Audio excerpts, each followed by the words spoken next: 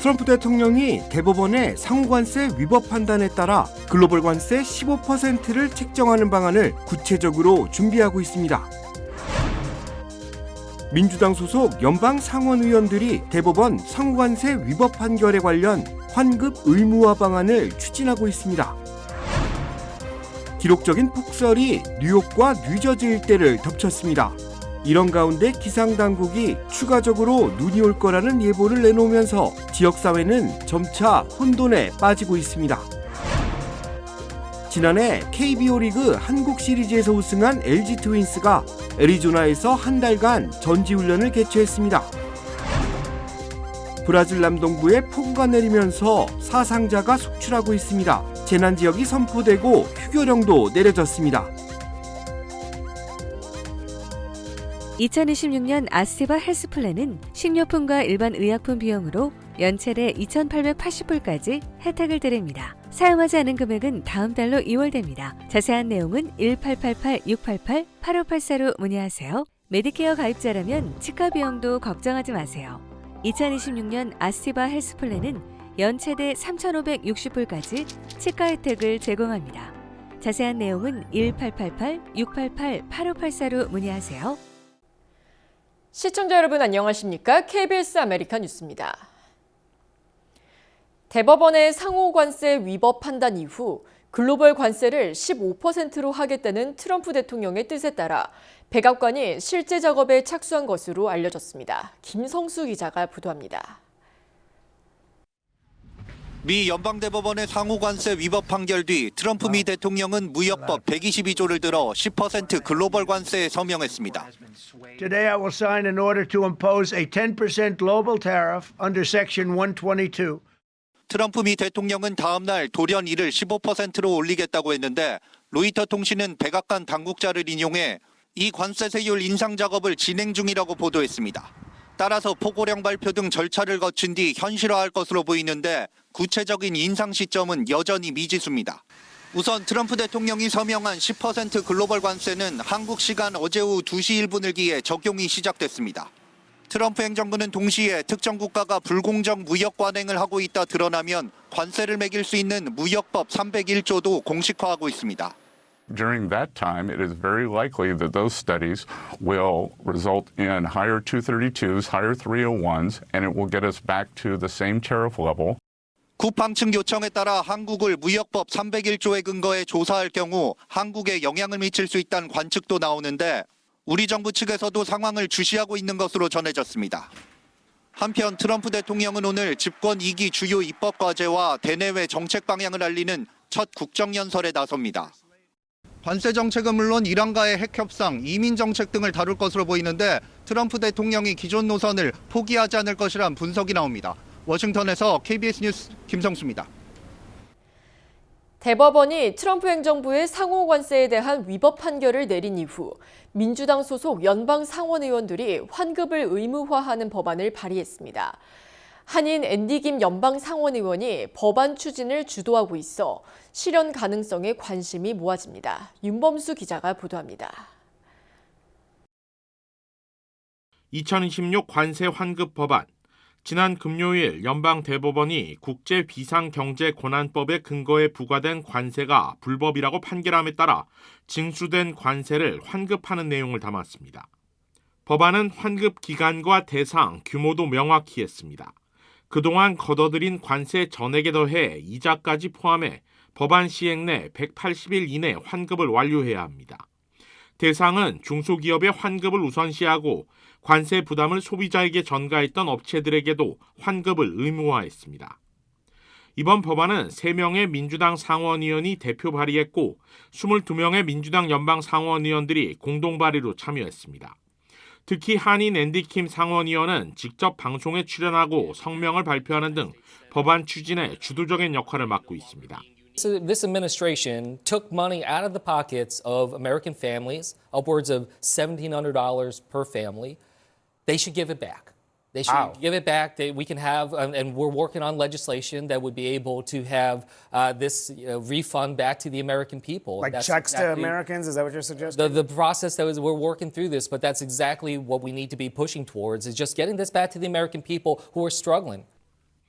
상원에 이어 하원도 민주당 의원을 중심으로 관세 환급을 강제하는 법안을 추진 중입니다. 다만 상하원 모두 공화당이 다수인 만큼 아직 법안 통과 여부는 알 수 없습니다. 그렇다 해도 대법원의 판결 이후 정부를 상대로 환급을 요구하는 압박은 계속 이어지고 있습니다. 판결 이후 물류 대기업으론 처음으로 페덱스가 트럼프 행정부를 상대로 관세 환급 소송을 제기했고, 이전에도 천여 개 기업들이 대법원 판결을 예상하고 환급 소송을 추진하고 있는 상황입니다. 판결 직후 트럼프 대통령이 즉각 무역법 122조를 동원해 관세를 유지한다고 발표했지만 의회 승인 없이는 한시적이고 이마저도 소송에 직면할 가능성이 높습니다. 따라서 환급을 둘러싼 법적 공방은 더욱 치열해질 전망입니다. KBS 뉴스 윤범수입니다. 기록적인 폭설이 뉴욕, 뉴저지 등 트라이스테이트 일대를 강타해 어제 센트럴파크에는 19인치, 50cm가 넘는 눈이 쌓였고 관측 이래 9번째로 많은 적설량을 기록했습니다. KBTV 김은지 기자입니다. 지난 주말부터 시작된 눈폭풍의 영향으로 세계 경제 중심지인 뉴욕을 비롯해 보스턴 등 동북부 주요 대도시들의 기능이 전면 마비됐습니다. 학교가 휴교에 들어갔고 차량 통행은 금지됐으며 항공기는 90% 이상 취소, 70만여 가구에 정전이 속출하며 고립된 시민 구조 및 제설 작업을 위해 주방위군 병력이 투입되는 등 전시 상황을 방불케 했습니다. 기온이 영하권에 머물면서 눈이 크게 녹지 않을 것으로 보이는 가운데 이번 주 또다시 뉴욕, 뉴저지 일대에 강설이 예보됐고 주중 또 다른 눈구름대가 접근한다는 예보도 있습니다. 일단 오늘 밤부터 수요일 사이 허드슨밸리와 뉴욕시, 롱아일랜드, 코네티컷 해안 지역을 중심으로 1에서 3인치의 추가 적설 가능성이 남아 있습니다. 이전보다 많은 적설은 아니지만 일부 내륙 지역에서는 상대적으로 많은 눈이 쌓일 수 있어 수요일 아침 출근길 도로 혼잡과 위험이 우려됩니다. 수요일 정오 무렵에는 대부분의 강수가 그칠 것으로 보이지만 목요일 또 다른 저기압의 영향으로 내륙 지역에 약한 눈 또는 눈비가 섞인 겨울 강수가 예상됩니다. 이번 주 후반을 지나면 주말까지 맑고 비교적 온화한 날씨가 이어지면서 일요일까지 서서히 쌓인 눈이 녹을 것으로 전망됩니다. 이번 눈폭풍은 뉴욕시 일대 10년 만에 찾아온 대형 눈보라로 기록됐습니다. 월요일 오후 기준 맨해튼 센트럴파크에 19.7인치, 약 50cm의 눈이 쌓여 1869년 이후 집계된 이래 9번째로 많은 폭설을 기록했습니다. 지역별로는 뉴욕주 서포크 카운티 아이슬립이 31인치, 약 78cm로 가장 많은 적설을 기록했으며 이스트 아이슬립과 패초그는 각각 30인치, 약 76cm를 기록했습니다. 뉴저지 버겐 카운티 린더허스트는 30인치, 약 78cm, 뉴요크 공항은 27인치, 약 69cm를 기록했습니다. 한편 국립기상청은 뉴욕시에 대해 화요일 오전 10시까지 도로 표면이 얼어붙는 블랙 아이스 현상이 나타날 수 있다고 경고했습니다. 또 강한 돌풍이 남은 눈을 날리며 가시거리를 떨어뜨릴 수 있다며 주의를 당부했습니다. KBTV 뉴스 김은지입니다. 샌버나디노에서 가족에게 총격을 가해 2명을 살해한 남성 용의자가 체포됐습니다. 샌버나디노 카운티 셰리프국은 지난 20일 금요일 저녁 9시쯤 빅터빌에 위치한 한 주택에서 총격이 발생했다는 신고를 접수받고 출동했습니다. 현장에 도착한 셰리프 경관들은 총상을 입은 여성 2명과 남성 1명을 발견하고 인근 병원으로 후송했습니다. 부상자 가운데 여성 2명은 사망했습니다. 또 다른 부상자는 28살 남성으로 현재 치료 중입니다. 셰리프국은 해당 사건의 용의자를 빅터빌 거주자 45살 시드니 스미스로 확인했습니다. 피해자들의 가족인 시드니는 현장에서 살인 및 살인 미수 혐의로 체포됐으며 하이 데저트 구치소에 수감됐습니다. 지난해 KBO 리그 한국 시리즈에서 우승한 LG 트윈스가 애리조나에서 한 달간 전지 훈련을 개최했습니다. 구단 측은 올해 시즌에서도 우수한 성적으로 팬들에게 보답할 것이라고 밝혔습니다. 애리조나 스프링 캠프 현장을 이유수 기자가 다녀왔습니다. 지난해 KBO 한국 시리즈 우승팀 LG 트윈스가 애리조나주 스캇데일에서 한 달간 스프링 캠프를 가졌습니다. 한국의 겨울 날씨와 달리 기후나 조건이 훈련에 최적화된 장소이기 때문입니다. 애리조나 날씨가 가장 훈련하기에 적합한 날씨고 또 온도가 굉장히 좋기 때문에 제가 미국에 와서 또 애리조나에 와서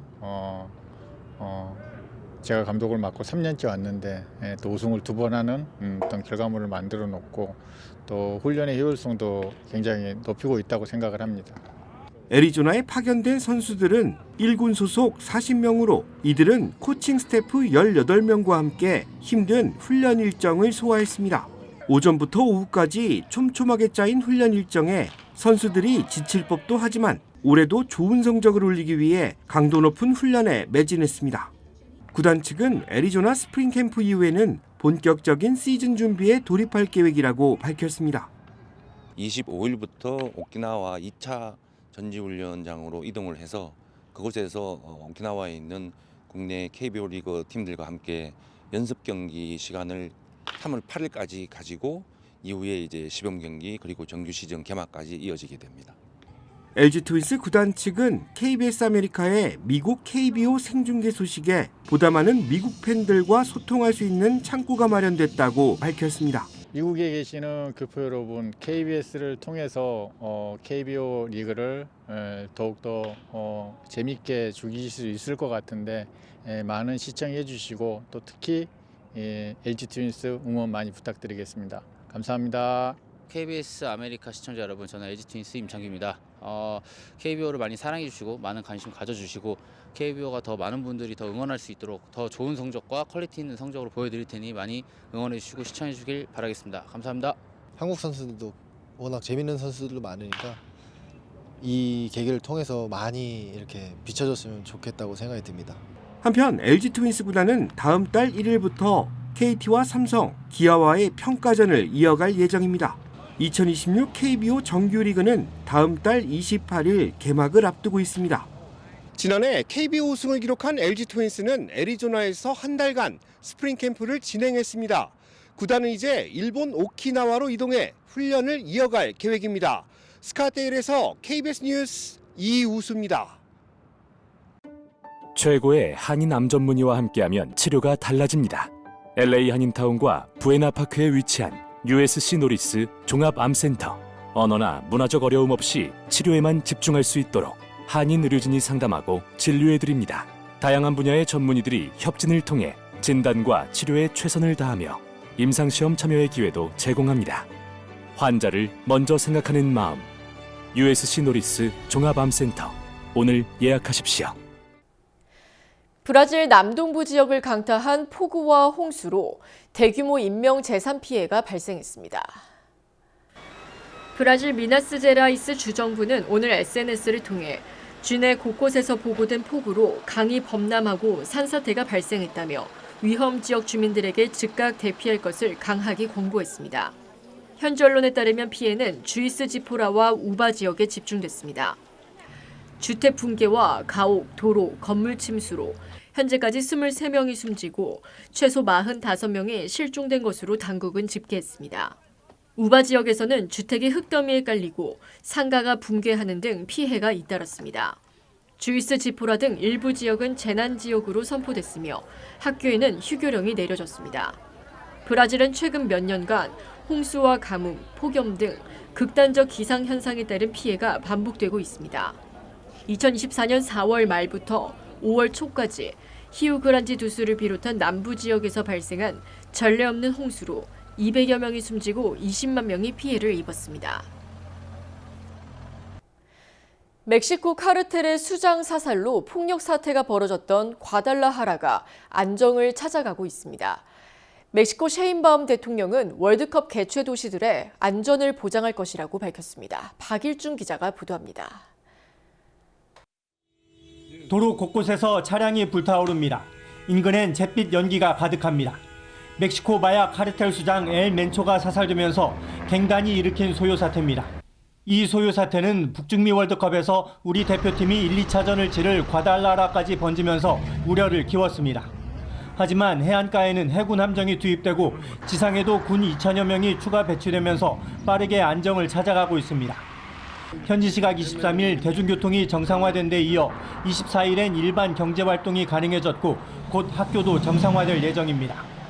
수요일부터는 휴교령이 풀렸고 내일부터 이제 개인 업체 활동은 해도 된다고 지침이 나왔습니다. 셰인바움 멕시코 대통령도 기자회견을 통해 월드컵을 위해 방문하는 축구 팬들에게 아무런 위험도 없을 것이라고 밝혔습니다. ¿Qué garantías hay para que se realice el mundial en esta sede? Todas las garantías. Todas las garantías. No hay ningún riesgo para los visitantes. Ninguno. 아울러 셰인바움 대통령은 카르텔 보스가 시키는 대로만 말한다는 테슬라 창업주 일론 머스크의 소셜미디어 글에 대해 법적 대응을 검토하고 있다고 말했습니다. Pues estamos considerando si hacemos algún asunto legal. Lo están viendo los abogados. 과달라라는 멕시코에서 두 번째로 큰 도시로 약 200명의 교민이 거주하고 있습니다. 뉴욕에서 KBS 뉴스 박일중입니다. 애리조나주에서 복권 당첨금을 두고 소송전이 진행됐습니다. 당첨 복권이 나온 판매점 직원이 당첨 발표 이후에 당첨된 복권을 샀기 때문입니다. 애리조나주 피닉스 지역 매체 CB뉴스에 따르면 사건은 지난해 11월 24일 스코츠데일에 있는 한 편의점에서 일어났습니다. 당시 한 손님은 이날 저녁 추첨하는 지역 복권인 더 픽을 85달러치 구매하겠다고 요청했습니다. 편의점 직원은 85달러치를 출력했지만 고객은 60달러만 결제하고 나머지 25달러치 복권은 계산대에 둔 채 매장을 떠났습니다. 25장은 판매되지 않은 상태로 밤새 매장에 남았습니다. 문제는 손님이 결제하지 않고 두고 간 25장의 복권 중 한 장이 1280만 달러 잭팟에 당첨되면서 시작됐습니다. 애리조나 복권 당국에 따르면 복권 더픽 사상 4번째로 큰 당첨금인 동시에 2019년 이후 애리조나에서 나온 최대의 당첨 금액입니다. 이 사실을 가장 먼저 알게 된 것은 다음 날 아침 출근한 편의점 매니저로 퇴근 도장을 찍고 유니폼을 벗은 후 다른 직원에게 당첨 복권을 포함한 25장을 모두 구매하겠다고 말하며 복권 뒷면에 서명을 했습니다. 뒤늦게 팔리지 않은 복권이 당첨됐다는 사실을 알게 된 편의점 측은 해당 복권을 회수했으나 매니저가 복권을 사고 이미 서명을 했기 때문에 이견이 생긴 것입니다. 애리조나 행정법에 따르면 업체가 판매한 복권을 고객이 수령하길 거부하거나 버려져 재판매가 되지 않을 경우 해당 복권은 소매업체의 소유가 됩니다. 판매 여부와 관계없이 인쇄한 모든 복권의 수수료를 복권 당국에 지급해야 하기 때문입니다. 문제는 당첨 이후지만 판매가 됐기 때문에 문제가 복잡해졌습니다. 애리조나 복권 규정상 판매점 직원은 근무 중 복권을 구매할 수 없습니다. 그러나 매니저는 이 규정을 알고 있었기 때문에 즉시 퇴근하고 유니폼을 사복으로 갈아입은 상태로 복권을 구매한 것입니다. 복권은 당첨 180일 이내에 청구하지 않으면 당첨금 대부분이 누적 당첨금으로 회수되기 때문에 이번 사건은 매니저나 편의점 측에서 180일 안에 종결되어야 당첨금을 받을 수 있습니다. 민주당 소속이 이끄는 15개 주가 트럼프 행정부의 어린이 예방접종 정책 변경에 맞서 소송을 제기했습니다. 로폰타 캘리포니아주 법무장관은 로버트 F. 케네디 주니어 연방정부 보건복지부 장관, 제이 바타차리아 질병통제예방센터 임시국장과 두 기관을 상대로 캘리포니아 북부 연방지법에 여러 주와의 공동소송을 제기했다고 밝혔습니다. 소송은 CDC가 로타바이러스, AB형 간염, 코로나19 등 소아 백신 7종을 모든 아동에게 권장되는 예방접종 대상에서 제외한 결정을 뒤집으려는 것입니다. LA 관광청이 한국 방문객 유치를 위해 약 50만 달러의 글로벌 캠페인을 진행 중이라고 밝혔습니다. LA 관광청은 북중미 월드컵을 계기로 올해 월드컵과 LA 지역의 다양한 이벤트를 설명하며 무료로 도시 전역에서 월드컵 분위기를 체험할 수 있게 준비 중이라고 밝혔습니다. 올해 한국 방문객은 약 30만 명으로 예상되며 향후 36개월 내 최대 25%의 추가 증가를 목표로 한국인 관광객 유치를 위해 50만여 달러를 투자한다고 덧붙였습니다. LA 관광청은 한국 관광객 유치를 위해 LAFC 손흥민을 모델로 앞세웠습니다. 이 밖에 LA는 한인 사회가 형성돼 있고 부산과 자매도시 관계를 유지하고 있다며 한국 방문객들이 편하게 느낄 수 있는 지역이라고 강조했습니다.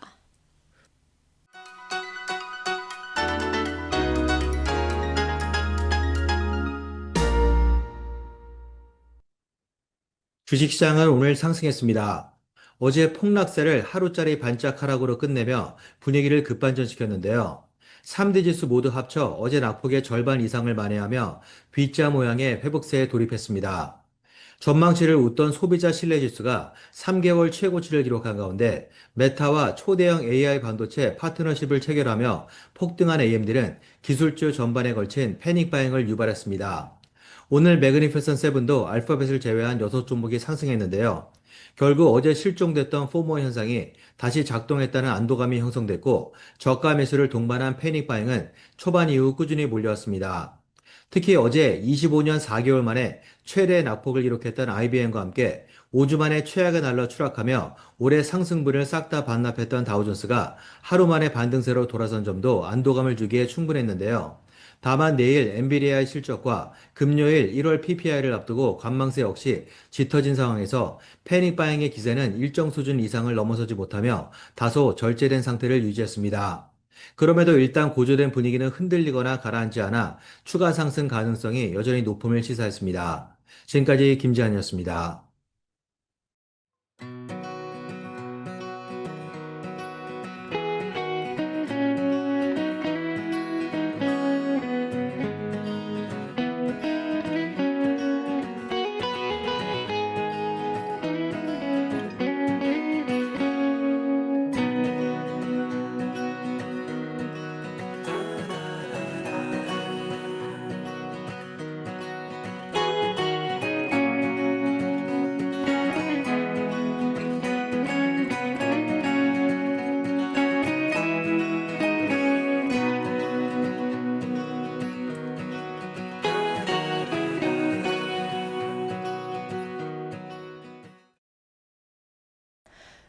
우리는 도시라는 틀 안에서 살아가느라 정작 고개를 들어 하늘을 볼 여유조차 있곤 합니다.